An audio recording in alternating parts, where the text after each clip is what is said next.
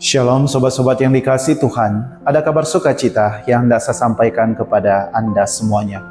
Sobat-sobat yang dikasih Tuhan, saya sangat menghayati Allah yang Maha Rahim, Allah yang penuh dengan pengampunan.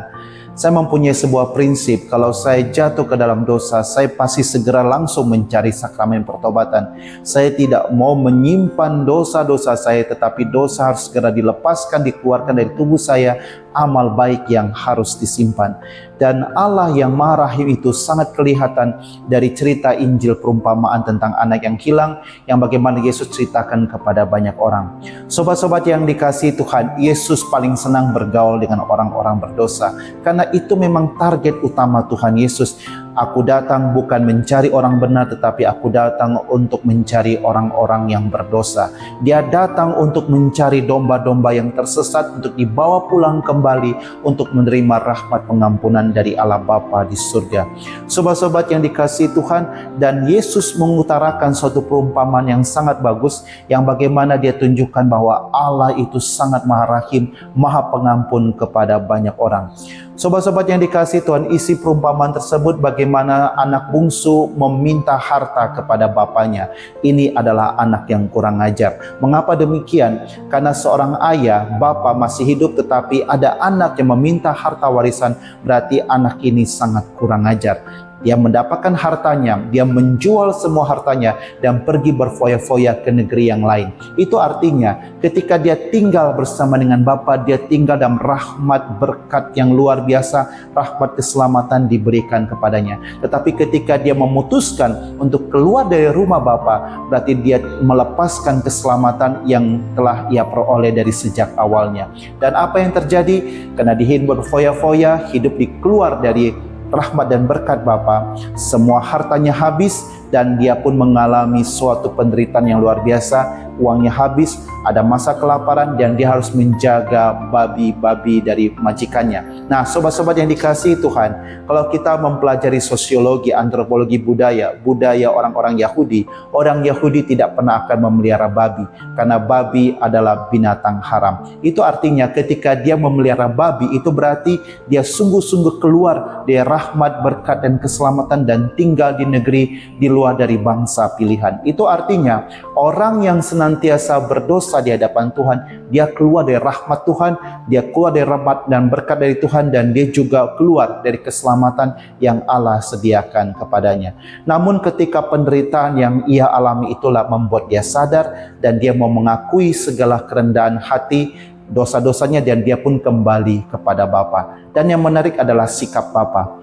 Bapa dikatakan sedang menunggu, suka sekali berdiri di luar untuk menunggu. Dan apa yang terjadi? Dan memang Bapa ketika melihat anaknya pulang, Bapa langsung pergi mendekati, menghampiri anaknya tersebut. Itu artinya ketika manusia jatuh dalam dosa, Allah itu seperti menunggu kita untuk pulang kembali ke rumahnya. Bapa itu, Allah itu seperti melihat kapan anak saya ingin pulang, dan ada begitu kerinduan yang luar biasa dari Bapa. Dan ketika kita mau datang kepada Bapa dengan kerendahan hati kita, Bapa segera memeluk dan mencium. Itu artinya adalah tanda penerimaan kembali.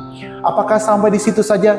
Tidak. Ternyata Bapa memberikan 3 barang yang luar biasa. Yang pertama adalah jubah yang terbaik. Jubah terbaik, orang Yahudi tidak terbiasa memakai jubah yang terbaik, dan itu hanya dipakai oleh raja, bangsawan, yang orang-orang yang hebat.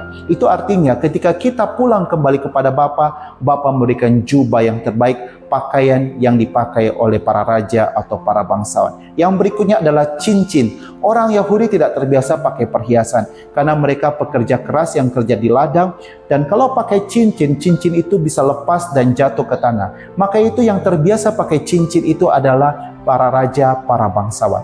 Dan yang ketiga adalah sepatu.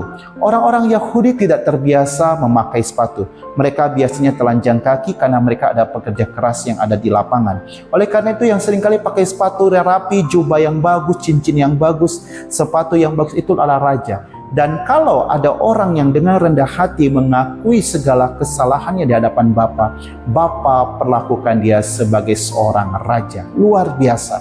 Yang berikutnya, apakah sampai di situ? Tidak. Bapa menyembelih lembu tambun. Itu artinya apa?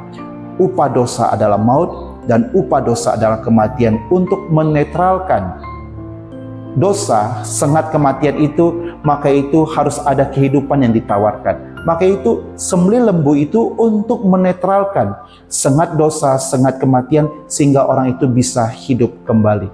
Dan itu yang dilakukan oleh Bapa itu dalam sebuah perjamuan. Arti perjamuan makan bersama berarti pengampunan, dan itu yang kita rayakan dalam peran Ekaristi, di mana nanti Yesus yang akan menjadi anak domba Allah, yang akan menetralkan segala upah dosa kita. Upah dosa adalah maut, dan Yesus menawarkan kehidupan kepada kita, dan yang kita yang percaya kepadanya, maka kita pun akan mendapat kehidupan kembali.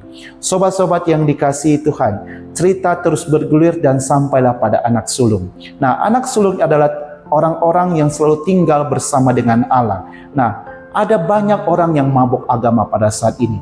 Ketika mereka merasa seringkali berdoa, seringkali berpuasa, seringkali berbuat baik, mereka tidak suka dengan orang-orang berdosa, yang orang-orang mungkin pada awalnya baru mau bertobat. Dan itu juga melambangkan orang-orang Farisi, orang-orang ahli Taurat yang merasa dirinya paling sok suci, paling hebat.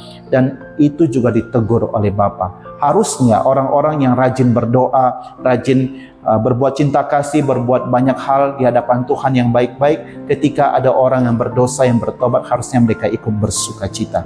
Sobat-sobat yang dikasihi Tuhan, mungkin saja saat ini kita atau Anda sudah menjadi anak yang hilang. Percayalah, Bapa selalu rindu untuk melihat engkau pulang kembali. Bapa seperti seorang ayah yang menunggu di luar rumah, kapan anak saya kembali. Ketika kita mau dengan rendah hati mengakui dosa, kesalahan, pelanggaran kita, Bapa akan memeluk dan mencium kita sebagai tanda penerimaan. Bapa akan memberikan 3 barang yang istimewa ini: jubah terbaik, sepatu, cincin, dan Allah Bapa di surga memperlakukan kita sebagai seorang raja. Dan Bapa juga akan menebus dosa-dosa kita dengan pengorbanan putranya Tuhan kita Yesus Kristus dalam sakramen Ekaristi. Berbanggalah dan bersyukurlah bahwa kita punya Allah yang Maha Rahim, Allah yang sangat hebat dengan pengampunannya, Allah yang tidak melihat kita hanya dengan keadilannya saja, tetapi Dia menggunakan kerahimannya untuk mengampuni segala dosa-dosa kita. Kalau Anda saat ini menjadi anak yang hilang, datanglah dengan kerendahan hati, masuk dalam sakramen pertobatan. Percayalah, engkau akan dipulihkan dan diampuni semua dosa-dosamu. Shalom, Tuhan memberkati Anda semuanya.